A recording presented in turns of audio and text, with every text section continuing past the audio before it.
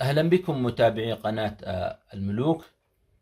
أي شخص يعاني من الطيور الغير نشيطة، الطيور التي لا تغرد، والطيور قليلة الحركة، وخاصة الطيور الجديدة، ضروري في هذه الحالة أن نشغل أصوات تحفيزية للطيور. وسوف تلاحظ أن الطيور تبدأ في الحركة، في النشاط، وفي التغريد، وفي يعني كل عصفور يتقرب من الثاني بسبب التغريد. فضروري جدا التغريد.